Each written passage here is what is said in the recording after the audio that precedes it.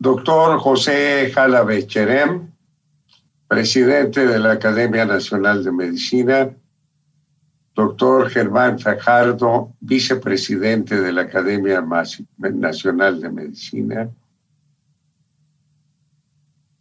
Colegas integrantes de la mesa directiva, colegas académicos y colegas participantes en esta muy interesante sesión sobre los avances científicos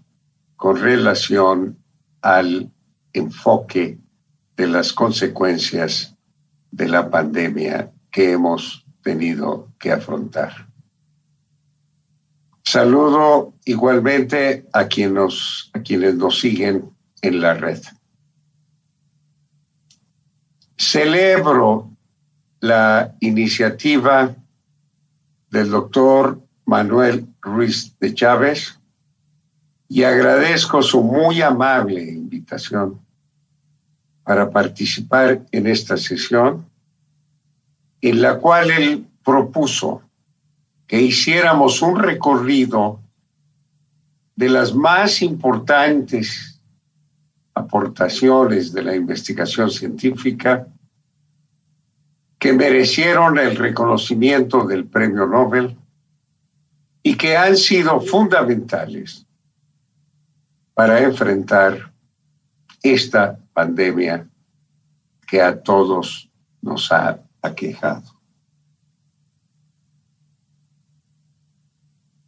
Creo que la mejor manera de hacer este recorrido de quienes iniciaron un campo que entonces no se previó que tuviera aplicaciones tan importantes como las que contemplamos hoy, y que es lo que ocurre habitualmente con los hallazgos científicos,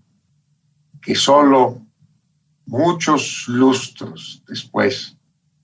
tienen aplicaciones sustantivas y fundamentales en el enfrentamiento de retos para la salud global. Quisiera iniciar con este premio Nobel al final de la década de los 50. Un investigador español, ubicado en Nueva York, Severo Ochoa, que recibió el Premio Nobel de Fisiología o Medicina por el descubrimiento de los mecanismos en la síntesis biológica del ácido desoxirribonucleico y del ácido desoxirribonucleico. Es importante señalar ahora que la información genética del SARS-CoV-2 está cifrada en una molécula del mRNA mensajero. Y este fue un hallazgo fundamental del grupo de Severo Ochoa en Nueva York. Permítanme hacer una evocación de un amigo y distinguido investigador y miembro de la Academia Nacional de Medicina, recientemente fallecido, que estaba trabajando en este grupo de investigación cuando se descubrió esta secuencia del RNA mensajero.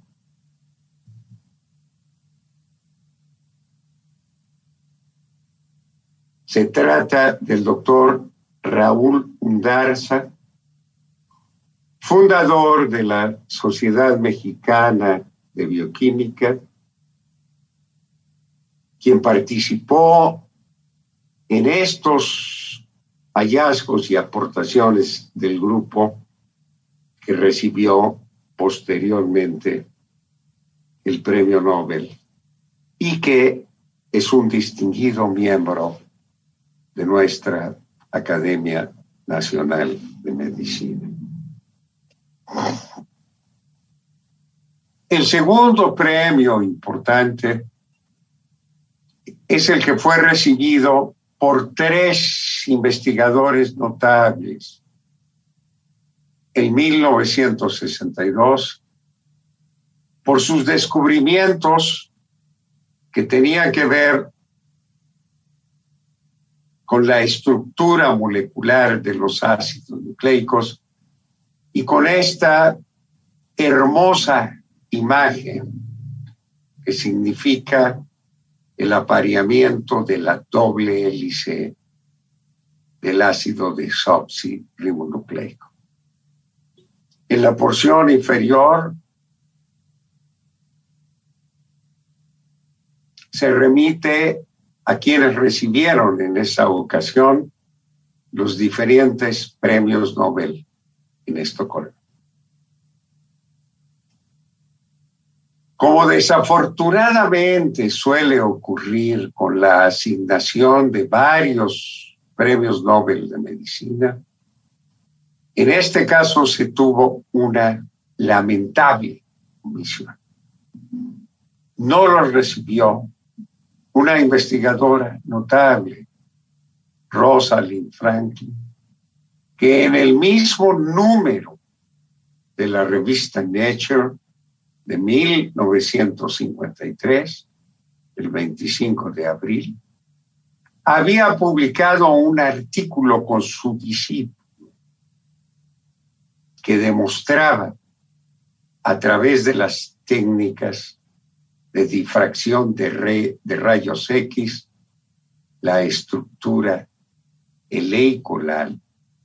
del DNA. Es una de las graves omisiones del otorgamiento del Premio Nobel, y creo que nuestra colega que participa hoy en la sesión hará énfasis en estas omisiones, especialmente relacionadas con la omisión del reconocimiento a las aportaciones a nuestras colegas del sexo femenino. Esta es una presentación que corre a cargo de la doctora Ana Cheto.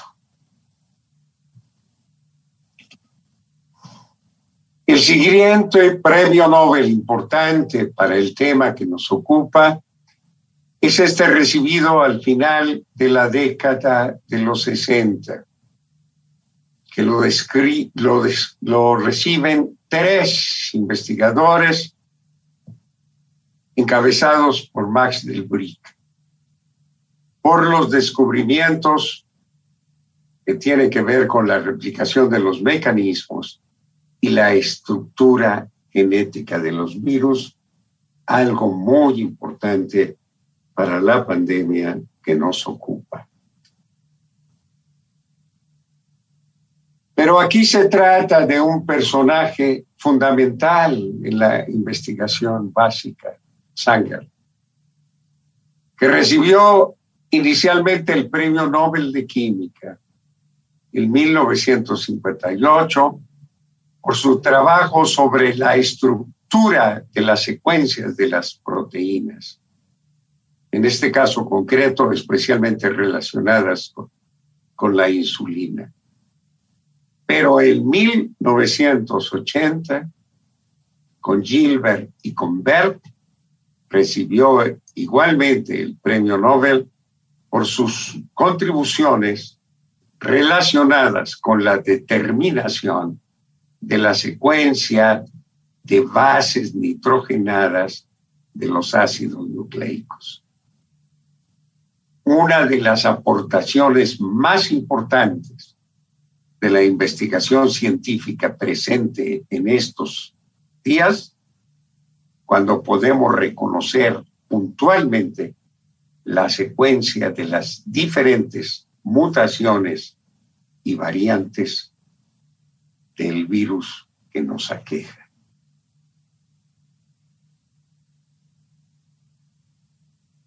Y en el inicio de la década de los 80, un premio Nobel en química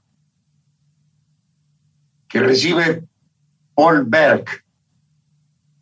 por sus estudios fundamentales sobre la bioquímica de los ácidos nucleicos y principalmente por el descubrimiento de estos mecanismos recombinantes que permitían unir nuestro genoma con el genoma de los plásmidos bacterianos y entonces desencadenar todo lo que conocemos hoy como la revolución de la biotecnología, en donde una secuencia genética de nuestro genoma puede ser replicada muchas veces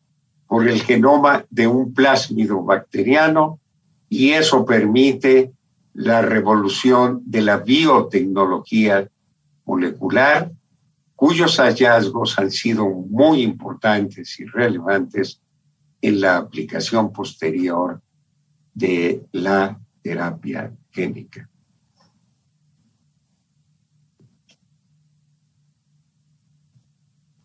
Y este es un hallazgo singular al comienzo de los años de la década de los 90.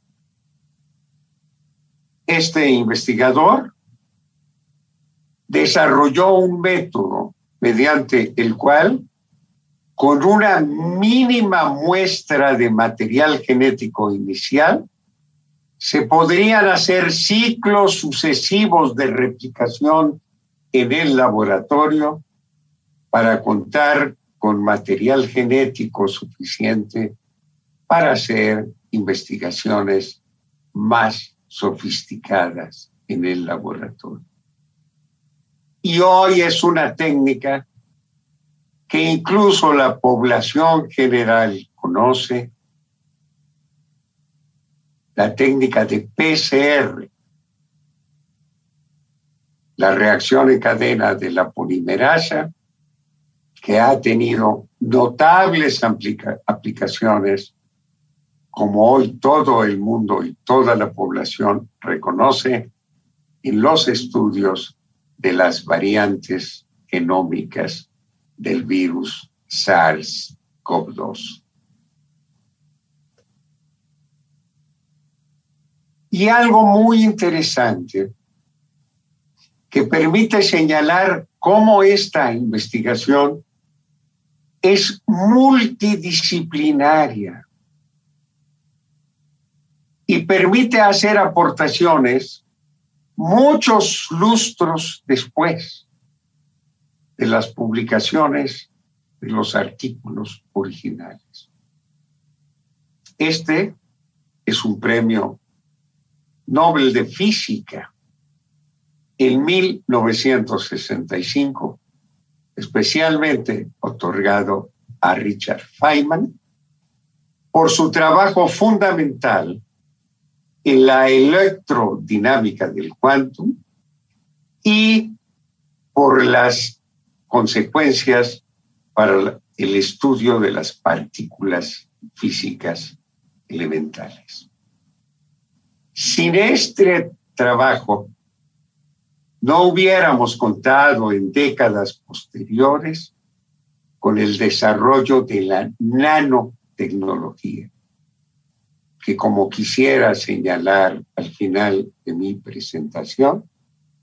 ha permitido en un tiempo récord desarrollar terapias de vacunas que no hubieran sido posibles sin el desarrollo previo de esta metodología de décadas atrás. Y relacionado con este desarrollo de las vacunas está este premio Nobel en el final de la década de los 90 para estos tres investigadores, por su descubrimiento de los fullerenos que han sido capitales en el desarrollo de las vacunas contra el SARS-CoV-2. Y por supuesto, no se puede dejar de mencionar esta aportación fundamental de estas dos notables investigadoras que recibieron el Premio Nobel de Química hace 2 años por el desarrollo de las técnicas de edición genómica que tienen notables aplicaciones, no solo para el diagnóstico de las entidades genómicas, sino que abren perspectivas muy promisorias para su terapia. Aquí también hay una omisión lamentable. El pionero de esta investigación es un colega, amigo, Francisco Mójica, de la Universidad de Alicante, que fue el primero que llamó la atención acerca de los mecanismos bacterianos que identificaban en este proceso que conocemos ahora como CRISPR-Cas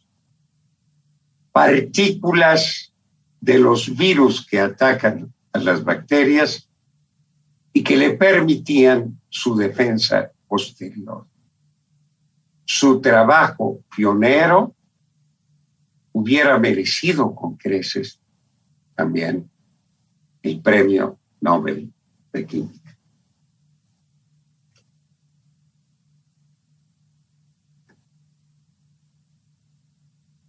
¿Cómo se han traducido todos estos hallazgos y metodologías de la investigación científica básica y aplicada con relación a la pandemia que se ha tenido que afrontar globalmente? Los organismos huéspedes de las secuencias de estos virus hacen sucesivas replicaciones en sus huéspedes. Y a medida que lo hacen,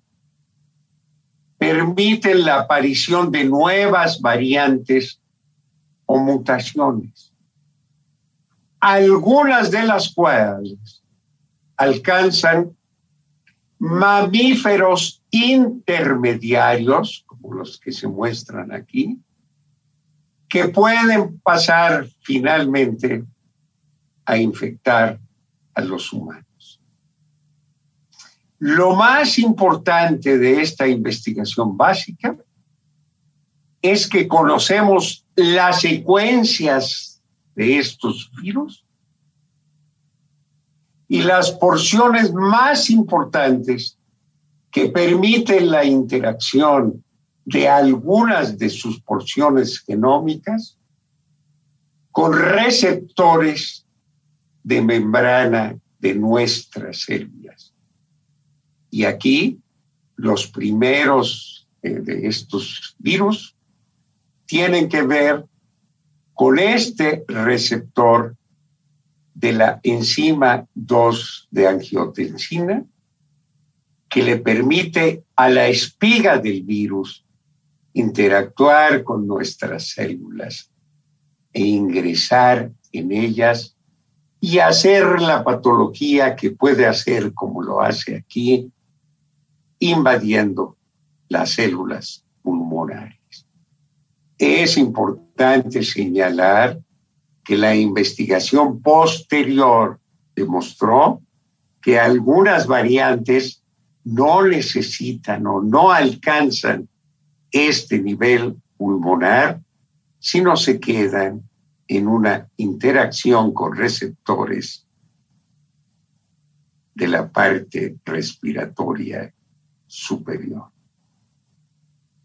Pero lo más importante es que estas secuencias del virus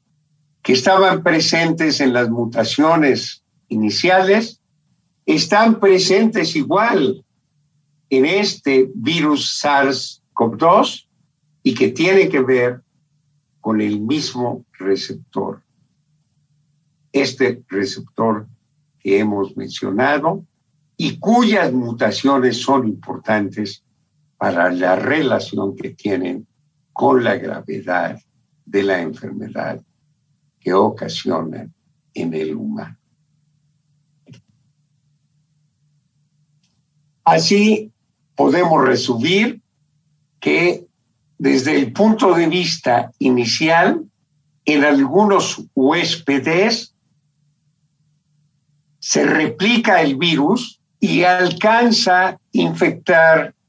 algunos mamíferos intermedios, en los cuales sigue haciendo mutaciones, algunas de las cuales alcanzan el humano. Y en este sentido, varias de ellas implican una infección ligera en el humano, pero otras, como el SARS-CoV-2, implican una grave enfermedad cuyo diagnóstico, prevención y tratamiento ha sido una de las aportaciones más importantes de la investigación científica en un plazo relativamente breve. Lo que habíamos señalado de los premios Nobel que permitieron inicialmente conocer la secuencia de las bases nitrogenadas de los genes y luego lo que implicaba esa secuencia génica con relación a las proteínas codificadas por los genes, se ve aquí en un cuadro en el cual se comparan varios coronavirus en donde se nota la relación específica de estas secuencias con algunos de los sitios más importantes del coronavirus que permite la interacción con las células humanas. Y quizás más claramente, lo importante para lo que aludíamos inicialmente, de un virus cuya secuencia está cifrada en RNA mensajero, aquí la secuencia alcanza casi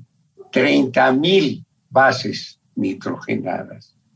exactamente 29,674. Y lo que todos estos estudios previos han permitido reconocer muy rápidamente en este agente patogénico es establecer la relación entre la secuencia de su material genético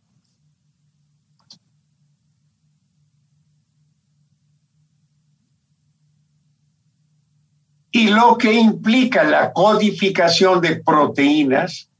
que tienen que ver específicamente con la secuencia de las proteínas del virus que implican la interacción con receptores específicos de las células humanas, como esta de la espiga que ya hemos mencionado.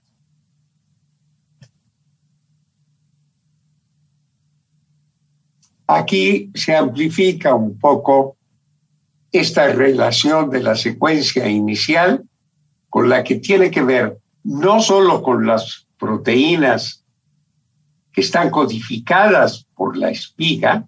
sino con otras como la envoltura o la membrana, que también son importantes para la estructura del virus. Sin todo este conocimiento previo y sin las metodologías que se han desarrollado a lo largo de décadas, no se hubiera podido hacer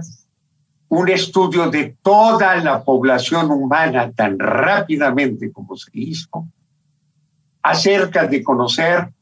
cuáles eran las variantes más importantes del virus SARS-CoV-2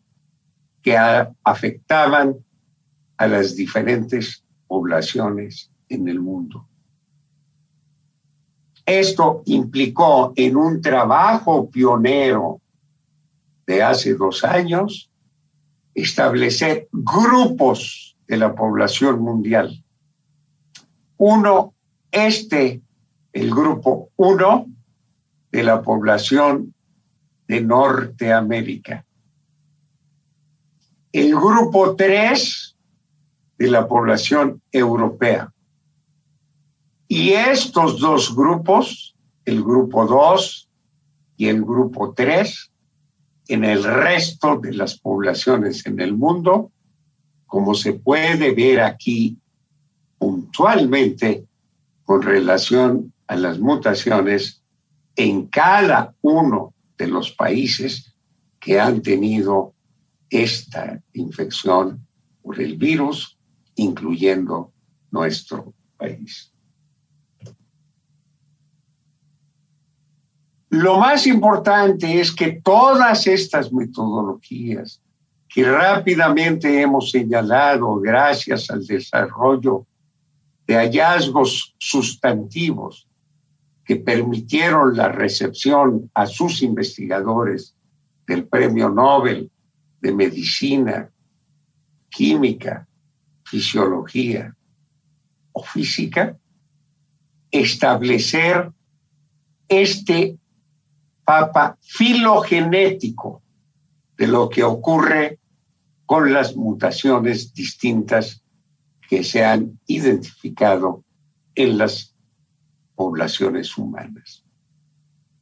Y quisiera solo señalar algunas de las más populares: las mutaciones Delta, las mutaciones Omicron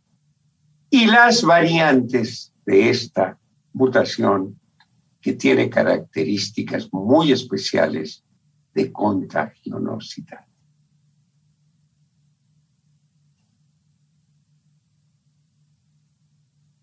Pero el trabajo ha sido impresionante. Si se hace una distribución sobre el tiempo, la identificación de estas variantes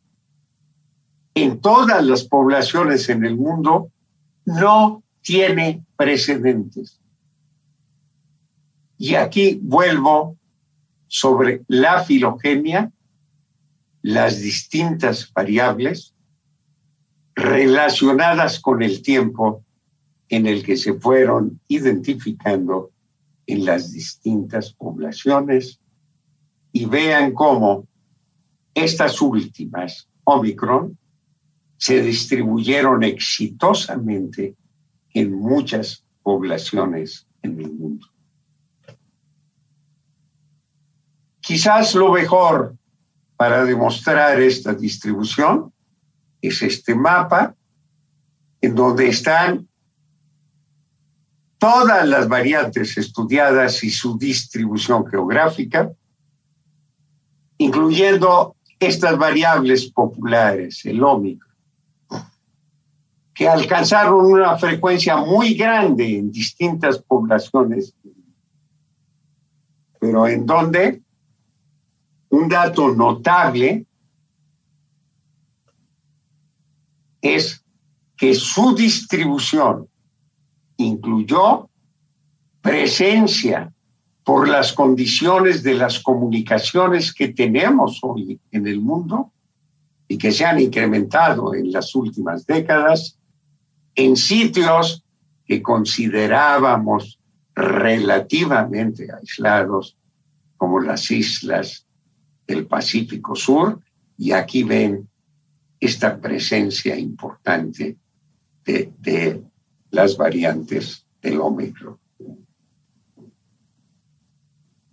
Quizás una parte final es señalar,